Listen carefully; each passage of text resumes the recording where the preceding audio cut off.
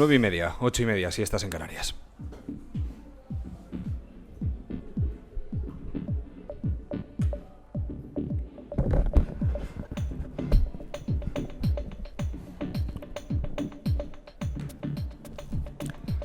Buenas noches. Oye, menuda semana que llevamos, y sobre todo viene este viernes cargadito de noticias. De hecho, teníamos la escaleta ya preparada y a las 9:30 de la mañana ya hemos tenido que borrar absolutamente todo. La sección primera de la Audiencia Provincial de Palma ha absuelto a la infanta Cristina y ha condenado a 6 años y 3 meses de cárcel a Iñaki Urdangarín por prevaricación, malversación, fraude, tráfico de influencias y 2 delitos fiscales. En el fallo hecho público hoy, los magistrados han exonerado a la infanta Cristina y la acusación popular Manos Limpias solicitaba para ella una condena de 8 años de prisión como cooperadora necesaria de 2 delitos fiscales cometidos por su marido. A las 12 de este mediodía, el secretario judicial ha notificado el fallo sin vista ni lectura pública. El dictamen ha llegado 7 meses después de que el proceso sentara en el banquillo a Cristina de Borbón. La Audiencia de Palma obliga a los exduques de Palma al pago de 512.000 euros, pero ojo, como la infanta ya depositó cerca de 600.000 por su posible responsabilidad civil, bueno, pues la justicia será quien tenga que devolverle casualmente 372.000 euros. Miren, a Diego Torres, ya el socio de Iñaki Urdangarín, ya se le ha puesto más complicada la cosa, ¿eh? El tribunal le castiga con 8 años y 6 meses de prisión, 8 de inhabilitación especial y una multa de 1.724.000 euros por prevaricación, fraude a la administración pública, tráfico de influencias, delitos fiscales y blanqueo de capitales. Un completito. Su esposa, Ana María Teijeiro, ha resultado absuelta de delitos fiscales, pero deberá responder a título lucrativo de 344.934 euros. El tribunal también ha condenado a Jaume Matas, expresidente balear, a 3 años y 8 meses de cárcel y 7 de inhabilitación por prevaricación y fraude. La decisión de la Audiencia de Palma es recurrible ante el Tribunal Supremo y el fiscal Orrac pedirá prisión inmediata para Urdangarín y Torres en una vista que ya ha solicitado para que se celebre en los próximos días, según fuentes del Ministerio Público. Según estas fuentes, la gravedad de las penas implica un cierto riesgo de fuga, por lo que el fiscal solicitará las medidas cautelares que garanticen su cumplimiento. Escuchamos al fiscal Orrac. Antes de adoptar una medida cautelar tiene que haber una previa petición a una acusación, en este caso la acusación pública somos nosotros, y se tiene que convocar a las partes para exponer las razones por las cuales se solicita una u otra medida cautelar. Y luego el tribunal decidirá. Se acaba de hacer la petición formal y imagino que a partir del lunes el tribunal decidirá fecha y hora en que se va a celebrar la comparecencia. Tras conocer la sentencia, el abogado de la infanta, Miquel Roca, ha señalado que su cliente está satisfecha por el reconocimiento de su inocencia, pero que ella sigue convencida de la inocencia de su esposo, de Urdangarín. Escuchamos a Miquel Roca, el abogado de la infanta. Comprenderán ustedes que he trasladado esta sentencia a la infanta doña Cristina, que la ha recibido con satisfacción, pero también ustedes comprenderán que con el disgusto de compartir una condena para su marido, que ella considera injusto, porque creyó y cree y seguirá creyendo en la inocencia de su esposo. Asimismo, el abogado de la infanta ha recriminado la actuación de los medios de comunicación. Oiga, que aquí no se puede vivir en paz. Que si imputan a una persona, esta pasa a ser cuestionada. Oiga, qué raro, ¿no? Escuchen lo que dice de la presunción de inocencia el abogado de la infanta. El singularidad en este caso puede darse, es el que ha practicado doña Cristina. Este sería un buen momento para que algunos que durante todo este largo proceso han manifestado un escaso respeto por la presunción de inocencia, aprovecharan ahora para rectificar sus comentarios. Si es que la culpa es nuestra. Por cubrir noticias tan poco importantes como que la hija del rey ha cometido un presunto delito contra la hacienda pública, contra el dinero de todos. Roca sostiene, además, que la justicia le devolverá a la infanta aproximadamente 372.000 euros. La diferencia entre los 587.000 que le reclamaba el fiscal Orrac y lo que ya depositó en diciembre de 2014. Bueno, los 265.000 euros que finalmente le impone el tribunal. Y mientras los partidos políticos pues no han tardado en dar a conocer su posición en esta noticia. El primero, el ministro Méndez de Vigo, que al final del Consejo de Ministros ha dicho esto. España es un Estado de Derecho, que todo el mundo está sometido al imperio de la ley, que nadie está por encima ni al margen de ello. Y desde el Partido Socialista, un poco de calma y justicia pues nunca vienen mal, ¿no? Escuchamos a Ramón Jáuregui. Creo sinceramente que este también ha sido un juicio ejemplar en todos los sentidos, y así lo valoramos nosotros, y por tanto nuestro respeto es máximo a la resolución de los jueces. Y en Podemos el grito en el cielo, pero en el cielo. Escuchamos a Gloria Lizo, la responsable judicial de Podemos. Nos sorprende profundamente que con esos hechos en el 99,99% de la situación en otros procesos judiciales en el que la condenada o la supuesta acusada hubiera sido una persona ajena a la Casa Real, hubiera sido una condena. Y desde Ciudadanos, pues ya se han pronunciado, pero se han pronunciado en el último lugar, cabe destacar, en esta jornada apoteósica. Ha definido la actuación independiente y ha defendido la actuación independiente de la justicia española, diciendo que cuando se deja trabajar al Poder Judicial, pues que éste cumple. Escuchamos a José Manuel Villegas. Hay que dejar trabajar a la justicia, que hay que intentar no interferir desde el poder político, pero que al final el trabajo se hace, y cuando se considera que alguien ha incumplido la ley y hay pruebas suficientes, pues se condena con independencia de quién sea esa persona, de la relevancia que tenga. Esta ha sido la noticia principal del día y prácticamente de la semana. Una semana marcada por los casos de corrupción de la Gürtel y por los congresos del Partido Popular y de Podemos en Vistalegre 2. Hablaremos con dos figuras importantes dentro de ambos partidos que nos contarán cómo ha ido ambos congresos. En el caso del Congreso Popular, pues no ha habido sorpresas. El jefe del Ejecutivo, Mariano Rajoy, ha sido reelegido por cuarta vez el sábado pasado presidente del Partido Popular con el 95,65% de los votos emitidos en el 18º Congreso Nacional de la Formación. Dice Rajoy que para él eso es un honor porque lleva en este partido toda la vida. Y en el caso de Vistalegre, el ganador indiscutible ha sido Pablo Iglesias, que deja a Íñigo Errejón a merced de la militancia y de sí mismo, pues el secretario general ha reconocido que Errejón debe estar en las filas de Podemos por su utilidad. Bueno, y entre movida y movida, una movidaza. Oye, un problemón, Un personaje que está haciendo muchísimos amigos. ¿Le suena un tal Maduro? El líder venezolano le ha mandado este recadito a Mariano Rajoy. Se les reventarán los dientes a Mariano Rajoy y a toda la derecha internacional si se meten contra Venezuela y pretenden intervenirla. Se quedarán sin dientes. Sin dientes,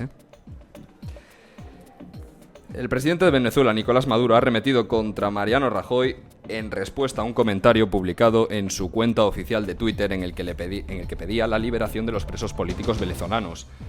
¿Quieren saber qué más le dijo nuestro presidente del gobierno? Escuchen atentamente. Mariano Rajoy,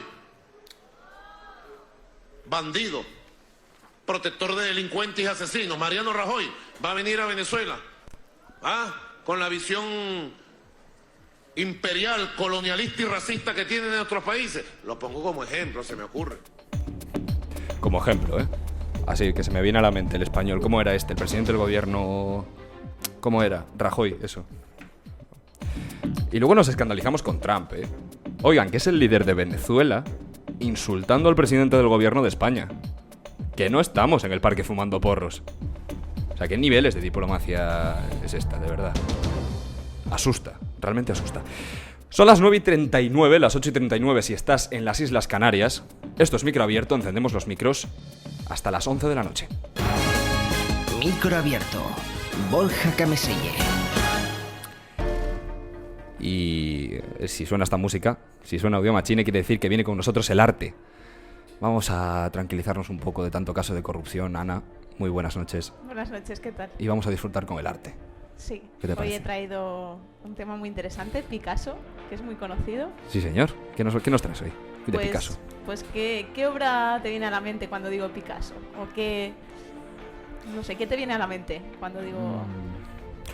Pues... abstracto, algo abstracto. Abstracto, ¿no? ¿Y a vosotros? No A sé los si que hay aquí en tiene el estudio. los micros abiertos. Vosotros Picasso, os digo Picasso y qué... Genio dicen por aquí. Después es la pecera también. Hablan de todo abstracto.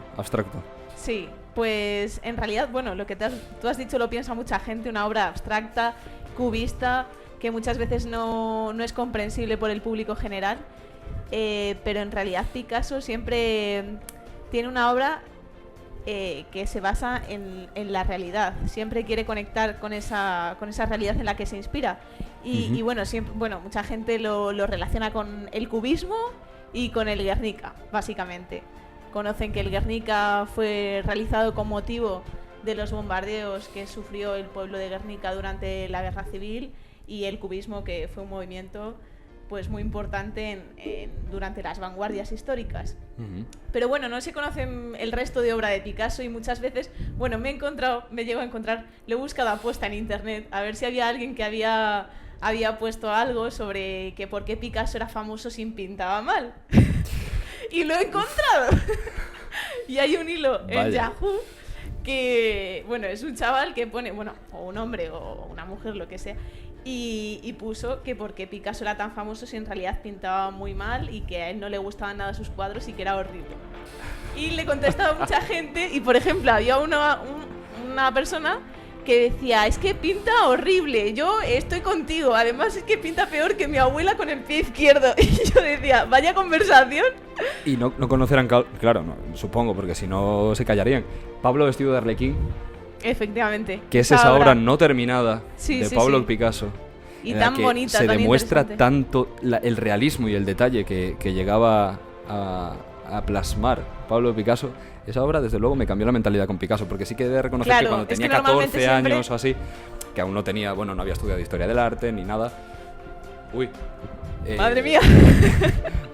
Los oídos, que los altavoces que se han solapado aquí en el estudio. Decía, hasta ese punto yo no conocía de verdad a Pablo Picasso, porque, pues, como sus obras más conocidas son abstractas, pues piensas que pinta así realmente. Sí, y realmente, bueno, su primera etapa, cuando él era muy jovencito, pues copiaba esculturas clásicas y lo hacía de una manera muy realista, impresionante. Hay muchos de sus dibujos que se nos conservan, y bueno, os animo a verlos, a poner Picasso dibujos, porque es impresionante la calidad pictórica que tenía, ¿no?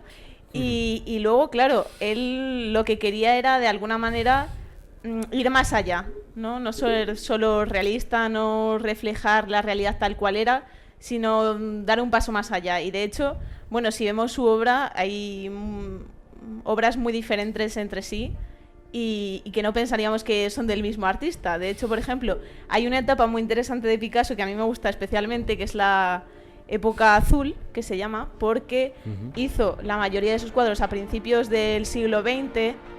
Entre 1901 y 1904 hizo una serie de obras, en general, con tonos azulados, muy fríos. El azul normalmente se relaciona con la soledad, es un color que transmite de alguna manera tristeza, melancolía, y él dice que lo utilizó a raíz de la muerte de su amigo Casagemas, con el que fue a París y que además se suicidó allí por un tema amoroso. Y entonces eso le impactó mucho porque eran muy jóvenes, tenían 20 y pocos años, y entonces le impactó, y también su hermana murió en esas fechas, un poco antes. Y entonces pues empezó a pintar personajes aislados, como metidos en sí mismos, de alguna manera pensativos.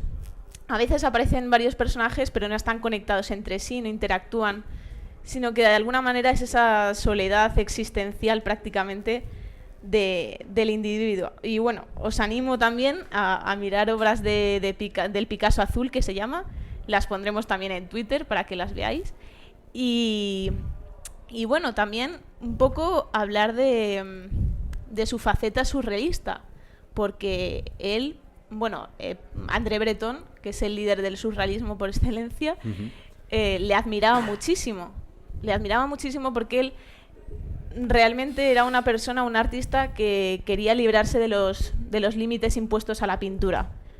De alguna manera quería ser como un niño y jugar. De hecho, hay muchísimas veces que hace obras, por ejemplo, bueno, hace escultura, hace con papel hace figuritas, hace también figuras de alambre, es decir, utiliza todos los materiales y bueno, al final de su carrera se hizo verdaderamente famoso y en las conversaciones con Picasso, que es un libro que tiene un fotógrafo que se llama Brassai y en el que nos cuenta un poco su relación con Picasso, porque estuvo pero estuvo con él durante una temporada para hacer unas fotografías para un catálogo, pues nos cuenta que al final de su vida ya estaba prácticamente abrumado de toda la fama que tenía y que le perseguían prácticamente, que mucha gente le pedía autógrafos y que de hecho, un día se cuenta que estaba en la playa y entonces, pues nada, llegó un niño y le dijo, oye,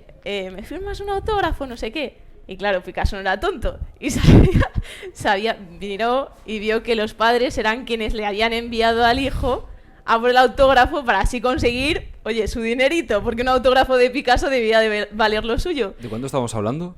¿De qué año? Picasso murió en 1973, sobre los 50, 60. Años 50. Sí. Años de necesidad. Sí. Necesidad. Y ya era muy conocido de aquella.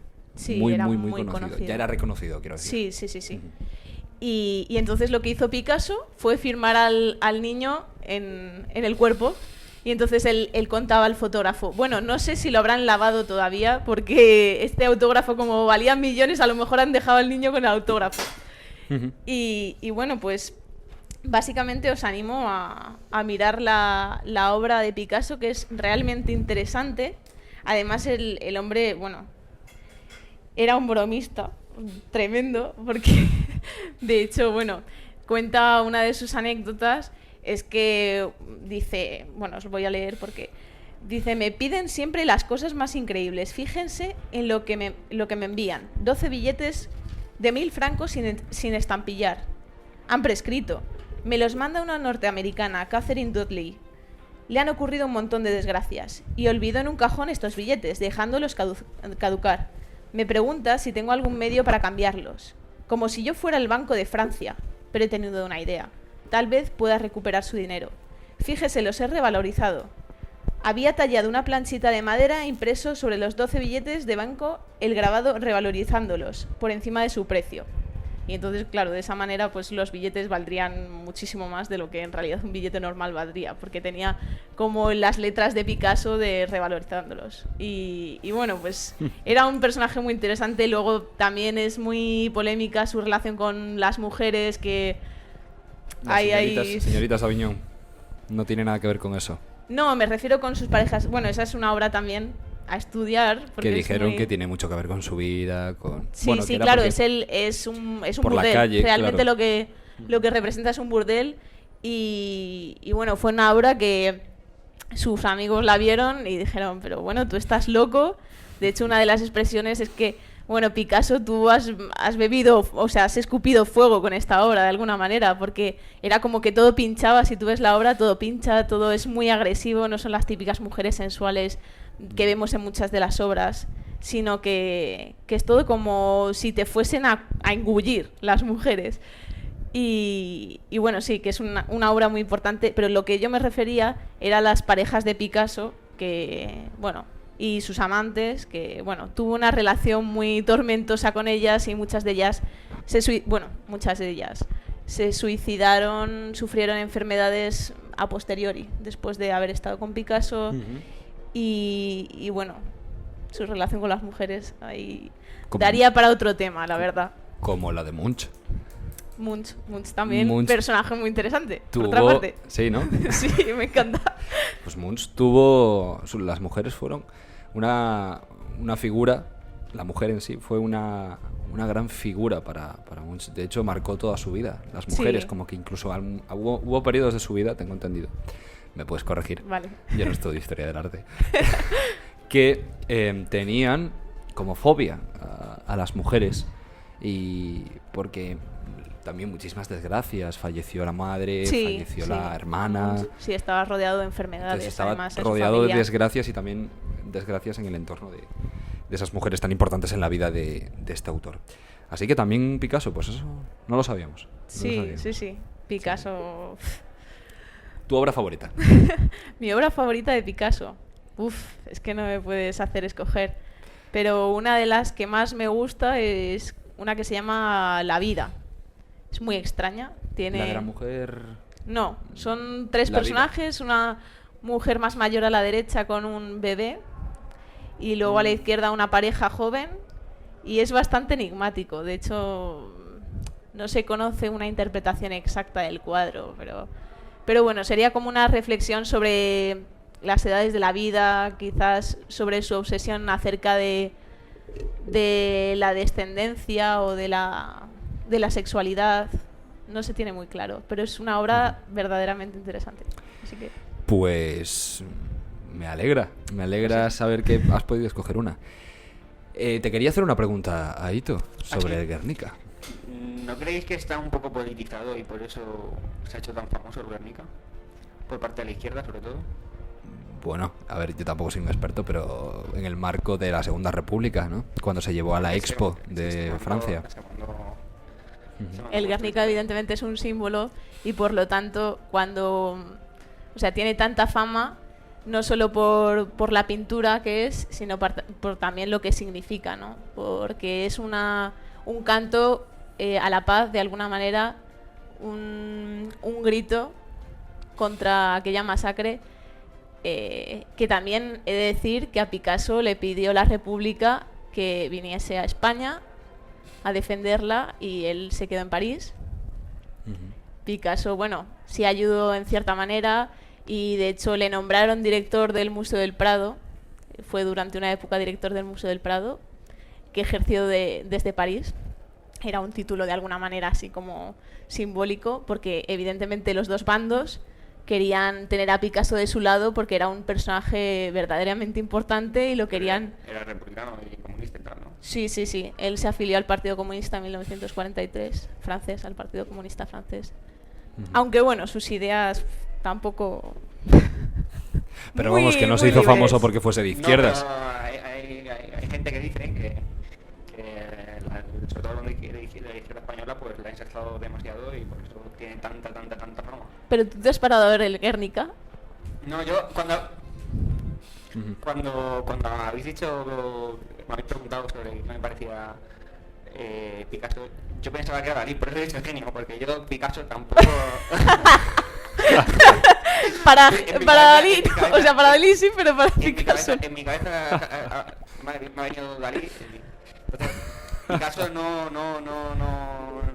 es mucho de mi devoción, pero... Bueno, pues un día vamos al Reina Sofía y oye, a mí no me importa que Picasso me encanta, o sea que...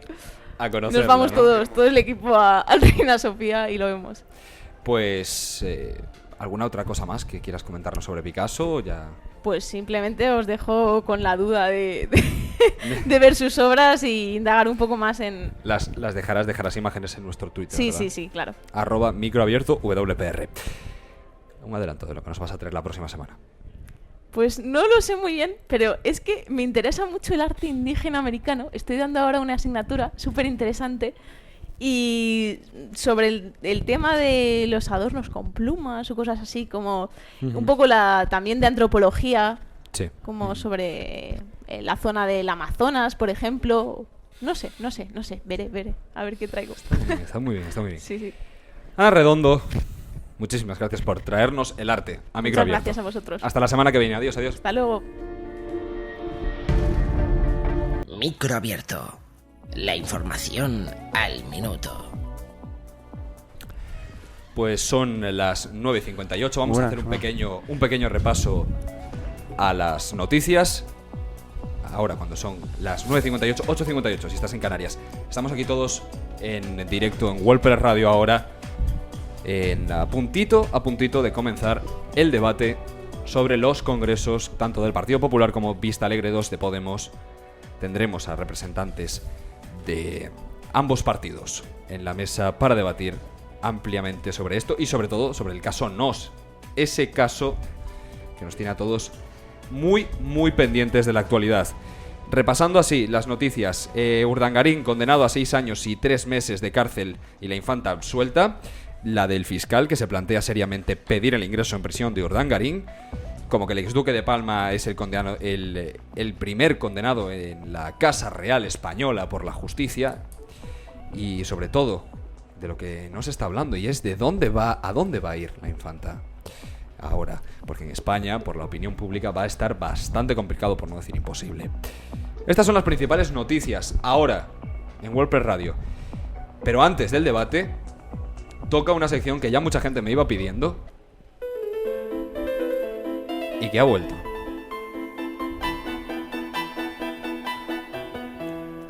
El superconceptito del día. Acercamos el concepto económico a las masas, como diría Ortega y Gasset, de una forma simple. Simple. Aito, cuéntanos, ¿de qué nos vas a hablar hoy? ¿Cuál es el superconceptito del día? El Euribor. Me suena mal, no tengo ni idea, cuéntame. Estaba preparado para hace unas semanas porque estaba también un tema relacionado con el tema de las cláusulas suelo y tal. Pero bueno, aunque se ha ido ya ese tema, no viene mal saberlo y recordarlo de vez en cuando. Bueno, el Euribor es el acrónimo de Europe Interbank Offerings Rate, que esto es el tipo de intereses que ponen los bancos para cualquier transacción. De toda la vida. Sí, claro. Bueno, pues desde que se adoptó el euro como moneda única aquí en España, el índice Euribor es la principal referencia que utilizan los bancos para calcular, como ya te he dicho, todos los tipos de intereses que aplican a sus préstamos. Cuando escuchamos la palabra Euribor, lo que a todos se nos viene a la cabeza es la palabra hipoteca. Sí. Lo relacionamos.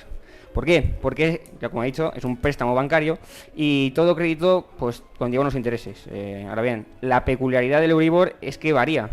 Por tanto, lo que se va a pagar va en función del contrato hipotecario que tenga cualquier persona. Si cuando tú firmas el contrato, firmas un Euribor variable, depende de la evolución del Euribor a lo largo de 1, 2, 3 meses.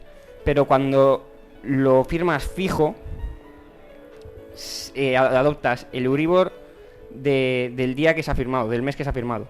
Entonces eso también pues es necesario pues a la hora de tenerlo en cuenta a la hora de firmar una hipoteca.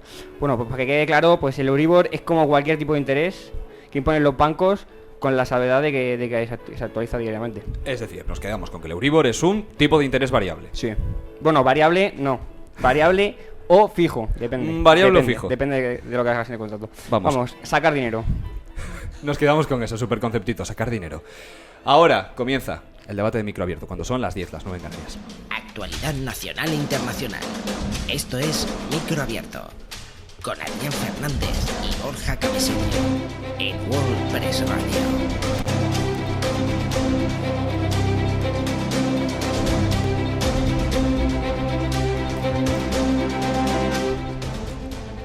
Comenzamos el debate aquí en WordPress Radio ahora, en Microabierto. Aprovecho para saludar a nuestros tertulianos. Sergio Bayo, ¿qué tal? Muy buenas noches. Es miembro de Nuevas Generaciones del Partido Popular aquí en Madrid. Sí. ¿Qué tal? ¿Cómo estás? Muy bien. Todo bien. Tenemos también a Javier Sabín, que es miembro y, al parecer, uno de los integrantes de Asambleas Populares de Podemos aquí en Madrid. Muy buenas noches, ¿qué tal estás? Buenas noches, gracias por invitarme. Además, compañero en un programa aquí en esta casa. Y aprovecho también para saludar a María José Villamarín. Muy buenas noches, María José. Muy buenas noches, encantada de estar con vosotros. Ella es responsable de comunicación en Internet y redes sociales del Partido Popular en Vigo. Pues si os parece bien, vamos a empezar el debate. Creo que es una pregunta obligada, la de primero empezar por el caso NOS, que es esto que la actualidad nos manda. Quería lanzar una pregunta al aire. ¿Creéis que el Poder Judicial se ha politizado? ¿Sí o no? ¿Sergio? Empiezo yo. Sí. Hombre, yo creo que politizado no está. Una cosa es que mucha gente lo intenta mezclar, es que los jueces, en algunos, sean elegidos desde el Parlamento, y otra cosa es que los políticos descuelgan el teléfono y les digan a los jueces lo que tienen o no tienen que hacer. Yo creo que no, yo creo que ya ha politizado además bastante tiempo y creo que muchísima gente sabe que hay interferencias entre la política y la justicia, no es nada nuevo en nuestro país. Y diría no solamente que esté politizado, es que también hay interferencias de ciertos poderes económicos. Y yo creo, y lo comentaremos más adelante, lo que ha pasado hoy en la sentencia del caso NOS es un reflejo de que la justicia no es igual para ricos, para pobres, y que hay una diferencia de clase social y de estatus económico también en las decisiones judiciales. María José.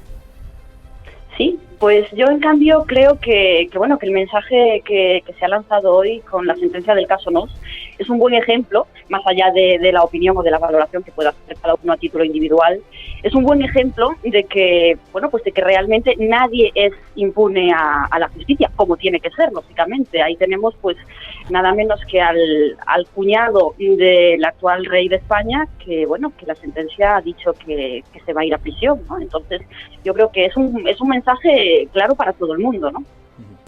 Si la infanta Cristina fuese una persona con una hipoteca y viviendo en Vallecas, que esto lo escuché en Twitter hoy, que me ha hecho bastante gracia, ¿creéis, sinceramente, que habría recibido el mismo trato? Bueno, empezando porque una persona de Vallecas no creo que tuviese acceso a esas cifras, pero bueno, aun teniéndolo, digamos que es una persona normal y corriente, sin tener la opinión pública tan en contra de ella, ¿se le habría tratado igual en este proceso judicial?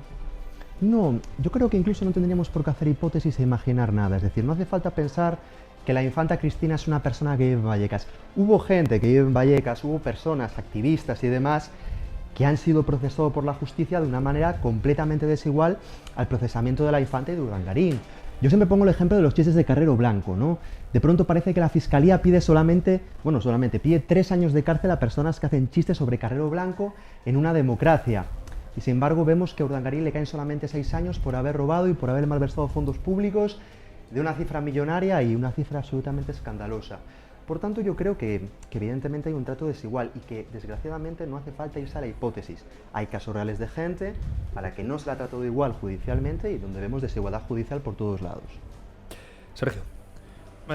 Yo creo que partiendo de la base de que este caso se ha mediatizado mucho, yo creo que ha tenido el trato judicial, la tutela judicial ha sido efectiva y ha sido como la que se le hubiera dado a cualquier otro ciudadano, pero partiendo de la base de eso, de que ha sido mediático y que se la ha imputado, se la ha desimputado, pero yo, no veo... Yo si hubiese sido una persona de Vallecas, yo creo que hubiese pasado absolutamente lo mismo, porque es decir, no tiene que ver las decisiones del marido con las que puede tomar su mujer sin saberlo. Entonces, esa es mi opinión. María José, no sé si quieres aportar algo más. Sí, pues bueno, yo coincido también en que, vamos a ver, es innegable la repercusión mediática que ha tenido este caso, lógicamente por tratarse, estar involucrada una persona, familia directa del actual rey, como es su hermana, como es su cuñado. Pero yo insisto, es que yo creo que hoy queda muy claro el mensaje de que nadie se impune a la justicia. Si alguien fuese impune a la justicia, desde luego, pues un hermano político del rey de España pues no estaría condenado a prisión, ¿no? Y yo creo que es un mensaje efectivo. O sea, nadie se impune a como tiene que ser, nadie se impune a la justicia. El que la hace la tiene que pagar, como tiene que ser. Retomaremos este tema en el debate. Ahora vamos a abarcar el Congreso, los congresos. Tenemos ahora mismo, al teléfono a María José, que se ha desplazado desde Vigo hasta Madrid, desde donde estamos haciendo este programa. María José, ¿cuál es el balance del Congreso Popular del pasado sábado? Pues bueno, la verdad es que muy positivo, porque como bien contabas, yo milito en el Partido Popular de Vigo y la verdad es que para mí ha sido un honor y un placer pues poder asistir al Congreso, al 18 Congreso que hemos celebrado este fin de semana, donde hemos debatido, pues hemos tenido esos debates internos, ¿no? Que al final es lo que nos enriquece como partido, como organización, y luego además pues hemos ratificado el liderazgo de nuestro presidente nacional, de Mariano Rajoy, que ha salido elegido con un 95, si no me equivoco, 95,96% de los votos, ¿no? Sí. O sea que ha sido una oportunidad muy buena, muy bonita como organización, como partido político, y luego a nivel personal también, porque los que ya llevamos pues unos años militando y participando en diferentes campañas, pues la verdad es que un Congreso Nacional te da la oportunidad de reunirte y de reencontrarte con tantos compañeros de toda España, ¿no? Y los que hemos hecho campañas, y hemos participado en campañas, y aunque milito en Vigo, he participado en campañas en Cataluña y también alguna campaña, 2 concretamente a nivel nacional, pues lógicamente he podido conocer las realidades de las distintas comunidades autónomas que no tienen nada que ver o tienen cada una de ellas unas especificidades muy concretas, y la verdad es que es apasionante, primero, meterse en esas realidades concretas y luego pues también reencontrarte con la gente con la que has compartido esos momentos. Así que el balance es absolutamente positivo por mi parte. Son muchos los periodistas que que han planteado o que han creado en la opinión pública pues una especie de clima negativo en que rodeaba al Congreso Popular, como que se presentaba una candidatura única y que no había pluralidad en ese Congreso Popular. La pregunta es clara. ¿Habría otra candidatura que no fuese la de Mariano Rajoy? ¿Y había libertad para votar a otra candidatura que no fuese liderada por Rajoy? Vamos a ver, el proceso es muy claro, ¿no? Lógicamente, para llegar a ese congreso ha habido que convocarlo previamente. Y cuando se convoca un congreso, cada militante, cada afiliado, tiene el derecho y la libertad de presentarse si así lo desea. Para ello tiene que reunir una serie de avales y una vez que los reúne, pues lógicamente es candidato y puede ser candidato. En este caso se ha presentado únicamente Mariano Rajoy, pero si hubiese querido presentarse cualquier otro afiliado y hubiese reunido los avales que había fijado el comité organizador del Congreso, hubiese podido hacerlo sin ninguna duda. Claro, luego llegamos efectivamente al día del Congreso con un único candidato, pero porque ningún otro militante ha querido presentarse. La libertad la había absolutamente. Muy bien. ¿Y ha sido productivo el Congreso? Es decir, Pues ¿sale sí. Mariano Rajoy Sí, sí, reforzado y por lo tanto el partido? Sale reforzado y además es que, bueno, como he dicho, y creo que no me quiero confundir en el porcentaje, pero creo que es un 95,96% de los apoyos, ¿no? Es decir, yo creo que, bueno, que el liderazgo sale claramente reforzado. Pero es que además ya no es solo eso, es todo el debate que se origina dentro y el saber que bueno, que no solamente estamos hablando del presidente nacional, de nuestro presidente nacional, sino que además es la persona que ahora mismo pues está ejerciendo la nada menor labor de presidir el gobierno de España y que, bueno, que ojalá no haya necesidad de convocar unas nuevas elecciones prematuras, porque eso no sería beneficioso para nadie, pero que en el caso de que lo hubiera, pues hay un liderazgo claro dentro del partido que yo creo que nadie puede discutir con el porcentaje con el que ha salido reforzado, ¿no? Y eso creo que es muy importante como organización. Y yo también creo que para la sociedad tener liderazgos claros, ya independientemente de los partidos y de las tendencias, creo que es muy importante. Yo creo que al final la sociedad reclama liderazgos claros. Ya digo, en los distintos partidos, ya no estoy hablando solamente del Partido Popular, que es este caso, sino que al final la sociedad es lo que reclama y es lo que le tenemos que dar, lógicamente, estamos para escucharlos. Como decías, no solamente ha ido el Partido Popular, todas las cabezas visibles y no tan visibles, sino a votar y a debatir y a, como decías tú, reunirse. Ha sido también Podemos quien ha realizado ese acto. ¿En qué se diferencia el Congreso Popular en la Caja Mágica del de Podemos en Vistalegre? Me lo preguntas, es que te perdí un momentín en la llamada. Sí. que me comentabas. ¿En qué se diferencia? Decía que en qué se diferencia el Congreso Popular en la Caja Mágica del de Podemos en Vistalegre. Sí. Bueno, pues yo en concreto te puedo hablar del que yo he asistido, te puedo hablar del Congreso en la Caja Mágica, que es lo que yo he intentado desgranar, ¿no?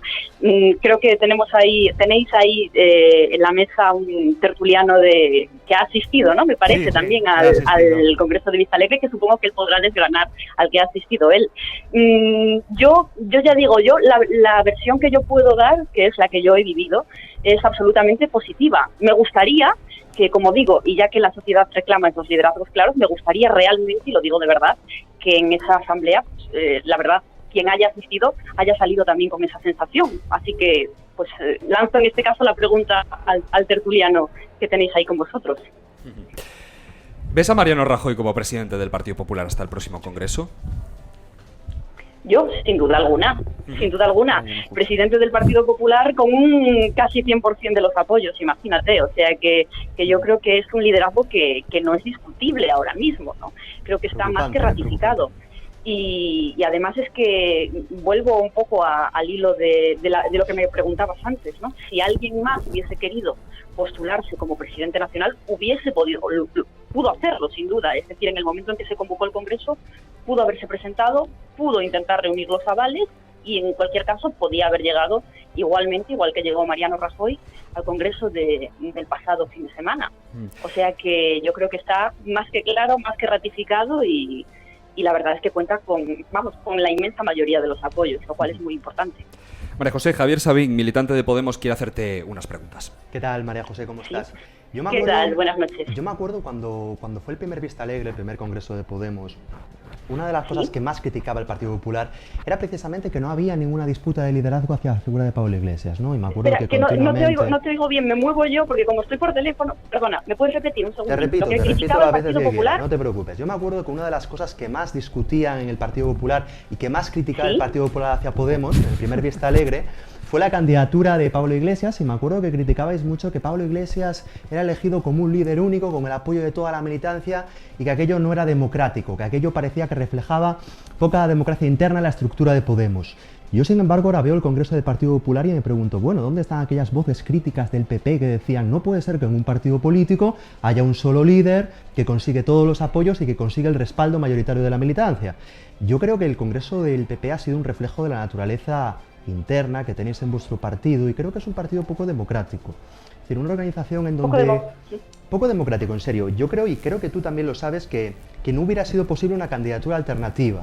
Por muchos factores, porque a lo mejor Rajoy tiene mucho peso interno, porque a lo mejor tiene mucho liderazgo de facto a raíz de que es presidente del gobierno y demás. Javier, la pregunta, por favor.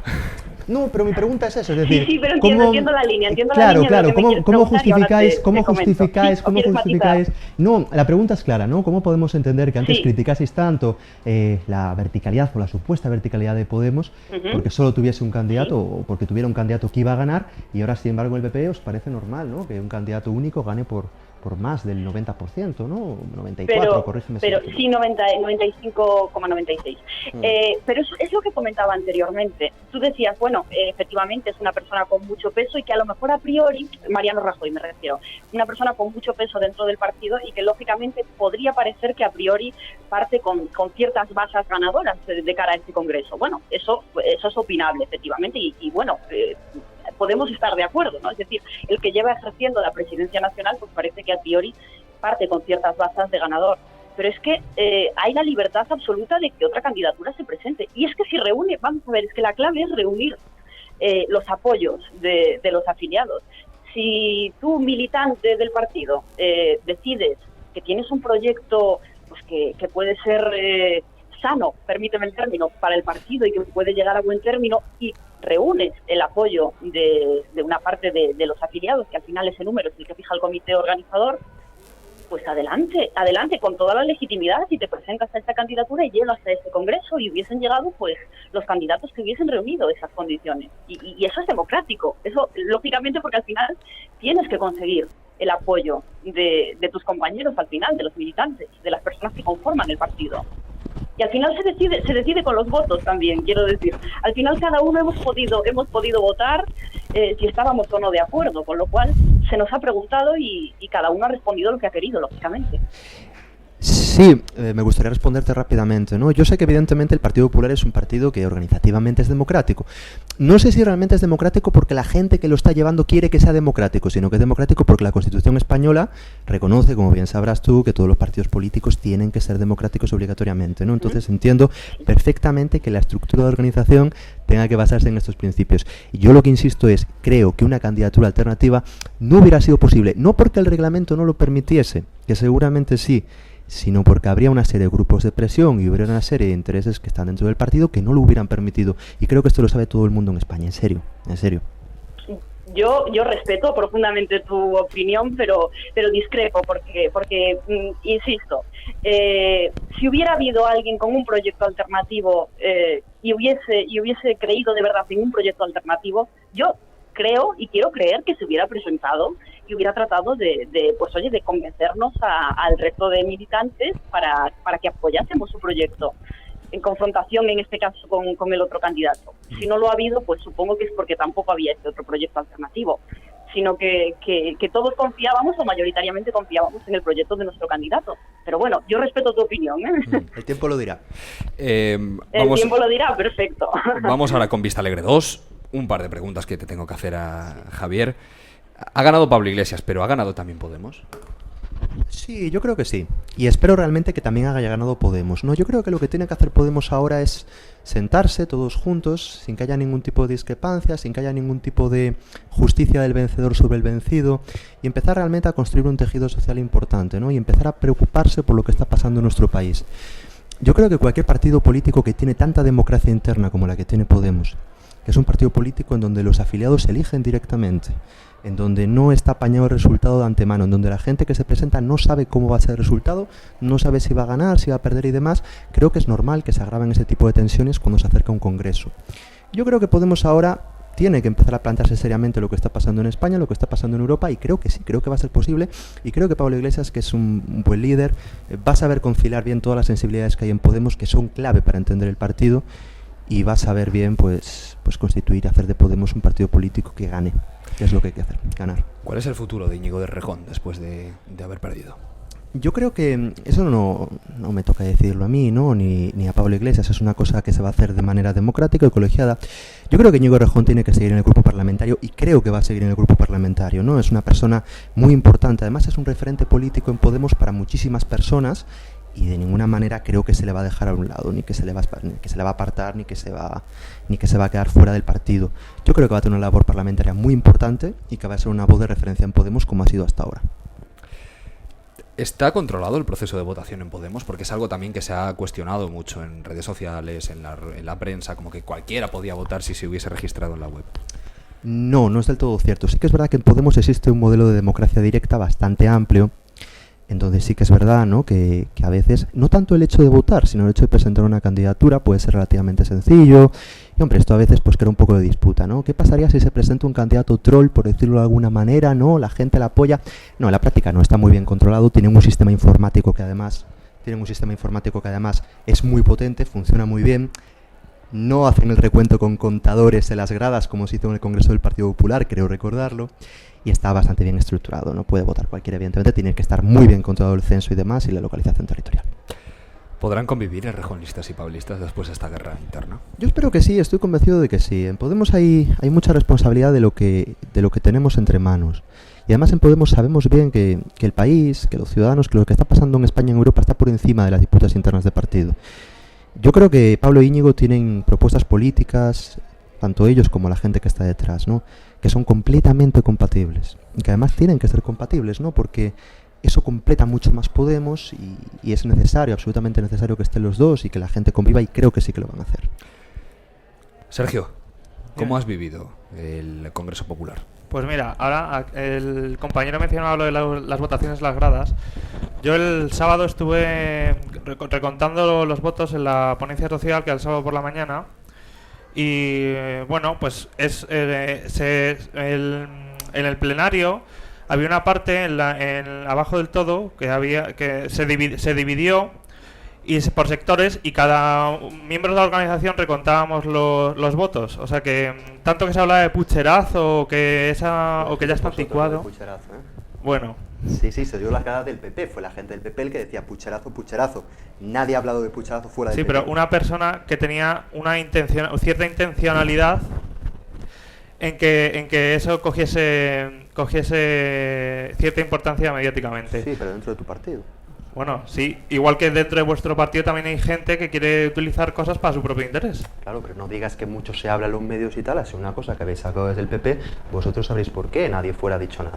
Bueno, yo lo que quiero decir es que ese está perfectamente controlado, porque después de cada votación, cada miembro de la organización que estamos en ese sector, tenemos que pasar el número de votos a otro encargado que luego lo pasa a la mesa de la ponencia.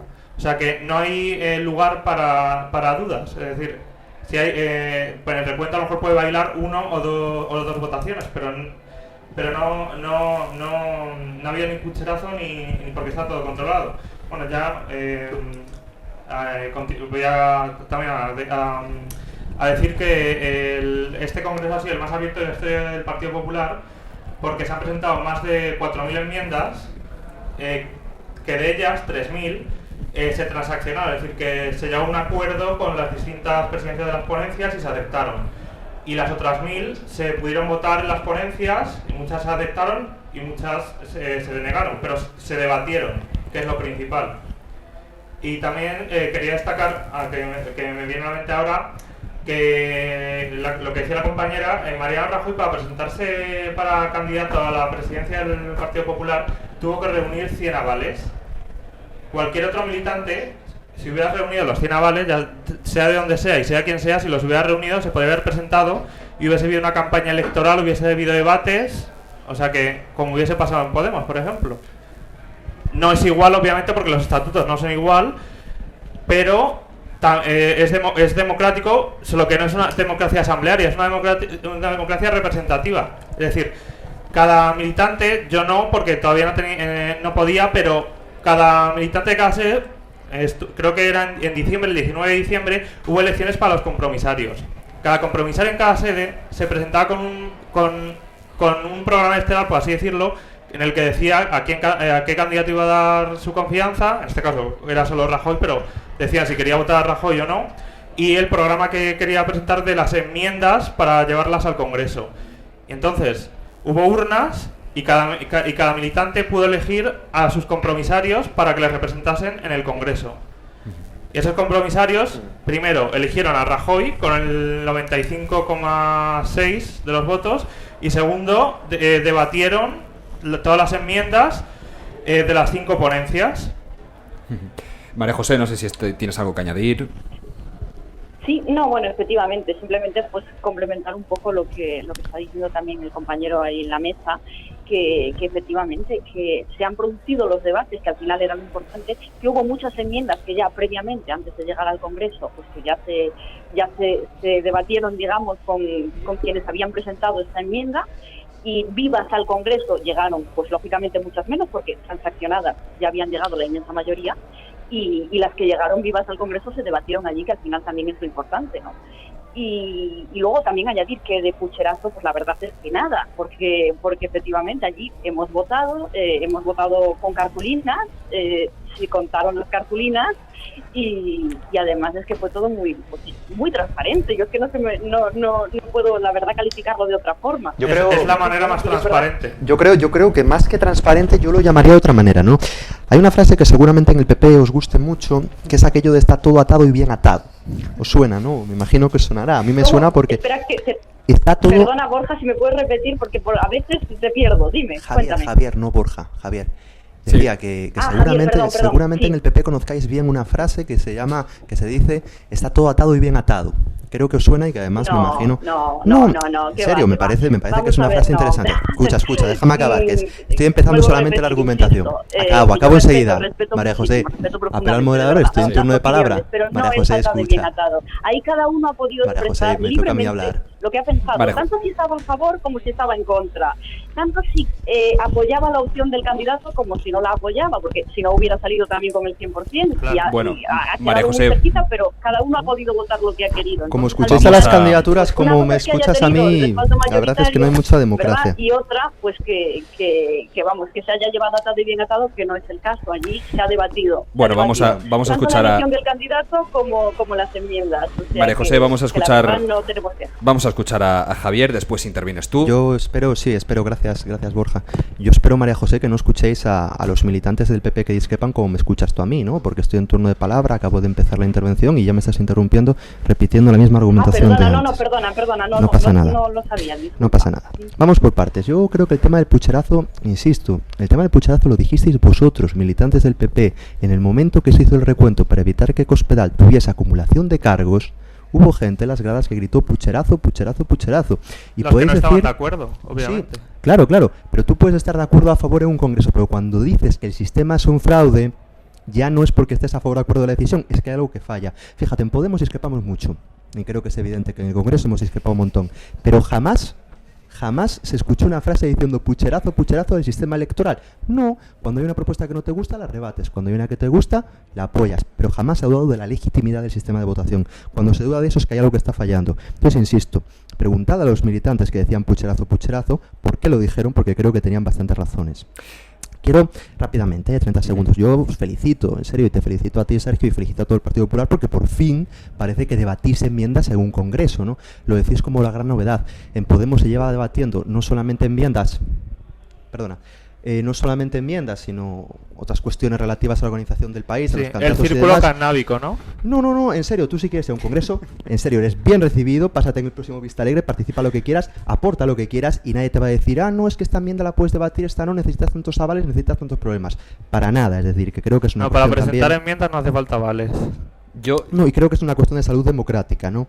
Y luego, pues insistir, creo, y acabo ya, creo que una candidatura alternativa no hubiera sido posible porque el liderazgo que tiene Rajoy es preocupantemente aplastante y eso es un síntoma de muy poca salud democrática interna. Yo no escuché pucherazo en Vista Alegre, cierto, pero sí que me llamó la atención que todo el mundo estaba gritando unidad. Falta unidad en Podemos. ¿Crees que la vais a recuperar? Sí, claro, la vamos a recuperar. No es que faltase unidad, es que cuando un partido político tiene mucha democracia interna, cosa que creo que el PP no puede presumir, hay divisiones. Bueno, lo estaban gritando unidad todos los que había ahí en Vista Alegre. Porque había división a raíz de que debatíamos mucho sobre la estrategia del país y debatíamos mucho sobre el proyecto organizativo y debatíamos sobre ideas muy distintas. Entonces, claro que gritaba unidad la gente. Ahora hay que ponerse manos a la obra para construir la unidad, porque ya no es necesario hablar de lo que pasa en el partido. Eso ya ha pasado, ya lo hemos dejado atrás. Ahora toca empezar a trabajar por nuestro país, por Europa y por el mundo en general, que es para lo que estamos. Por alusiones, María José. Perdona, sí que no... ¿Qué me comentabas? Es que por lo de pucherazo lo del pucherazo. No, es lo que comentaba antes, ¿no? Es decir, yo no sé si alguna persona, a lo mejor a título individual, gritó pucherazo, pero bueno, porque al final cada uno, pues, oye, puede en su momento reclamar la atención mediática para sí. Una bancada entera, una bancada entera. Pero no, vamos a ver, tú me estás preguntando la percepción que yo tengo del Congreso, para nada de pucherazo. Y es más, estoy convencida de que si haces una encuesta generalizada, pues te encontrarás con que la inmensa mayoría de las personas que hemos asistido a ese congreso tenemos una opinión más que positiva, pero más que positiva en general del debate, estemos de acuerdo o no con determinadas enmiendas, estemos de acuerdo o no, pues el que no estuviera de acuerdo con la elección de Rajoy, pues al final también lo pudo expresar, quiero decir. O sea, yo creo que al final la gente se ha quedado contenta y yo creo que se han producido los debates, las votaciones han sido, yo insisto, han sido transparentes porque hemos levantado la cartulina en el momento de votar, se han contado, se han recontado incluso, y yo creo que no había nada que ocultar y al final pues todo estaba a la vista, ¿no? Entonces, si hay alguien, lógicamente, al final no puede uno cubrir todas las sensibilidades, faltaría más, y seguramente que haya gente que bueno, pues que pueda tener una opinión distinta, pues totalmente respetable, pero vamos, yo desde luego me remito a mi intervención inicial. Yo me he quedado absolutamente satisfecha, que seguimos mejorando, que salimos reforzados y salimos adelante con un líder reforzado, ¿no? Que al final también es lo que importa y lo que interesa, ¿no? Como partido y como sociedad. Sergio, ¿algo más que añadir? Sí, yo quería decir a Javier que dices que en Podemos no ha hablado nadie de pucherazo, pero me estoy acordando ahora del hombre que tiene el mote del feo de Podemos, que subió al estrado y dijo: Eche, ¿cómo puede haber en un partido, en el Comité de Garantías, 80.000 casos sin resolver? Eso a mí me parece que, es decir, no estaría hablando de pucherazo, pero estaría hablando de que algo pasa en Podemos cuando 80.000 casos sin resolver en un Comité de Garantías son muchos, digo yo. No es que algo pase en Podemos, es que fíjate que en Podemos se puede decir... Sí, pero se puede decir de todo, pues si luego no resuelve el Comité de Garantías. Insisto en que dudar del funcionamiento de un organismo es algo completamente democrático. ¿Tú te imaginas que en el Congreso del PP saliese un militante, por ejemplo, ¿no? y dijera: oye Rajoy, o oye Cospedal, que me parece que este organismo funciona fatal? ¿A qué es inimaginable? Claro, porque el PP es mucho menos democrático. Es que eso se discute en la ponencia de política y estatutos, que fue el viernes por la tarde. Y seguro que había muchas voces críticas. Hombre, claro. Pues mira, tantas que estuvieron desde las 8 de la tarde hasta las 11:30 de la noche. Claro. O sea que fíjate lo que debatieron. Yo insisto, dudar de cómo está funcionando un organismo es algo completamente democrático y algo completamente válido. El señor que se subió a esa tarima tiene todo el derecho del mundo a decir: oye, me parece que Garantías no está funcionando bien, solucionado, pero eso no implica estar diciendo: es que me estáis colando una trampa en la votación, como ha pasado en el Congreso del Partido Popular. Yo insisto, que a lo mejor alguno de esos casos sin resolver sí es alguna trampa. Yo insisto, Sergio, ojalá llegue el día, que creo que no va a llegar nunca, pero ojalá llegue el día en el que un militante del PP se pueda subir a un estrado y decir claramente: señora Cospedal, me parece indignante que usted pueda acumular cargos. Ojalá llegue el día y entonces hablaremos de tú a tú, porque tendremos dos partidos igualmente democráticos, pero creo que por ahora no es el caso. María José Villamarín, responsable de comunicación online y redes sociales del Partido Popular de Vigo. Muchísimas gracias por acompañarnos esta noche. Un placer estar con vosotros vía telefónica. Un saludo y muy buenas noches. Un abrazo. Javier Sabín, militante de Podemos en Madrid. Muchísimas gracias. Muchísimas gracias a ti, mucha suerte. Y Sergio Bayo, militante de Nuevas Generaciones del Partido Popular madrileño. Muchas gracias. Muchas gracias a ti también.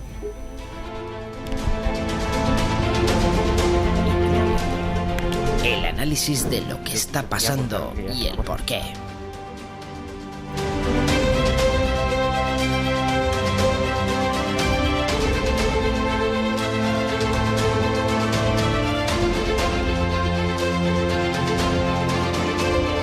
Contacta con nosotros a través de las redes sociales. Micro Abierto.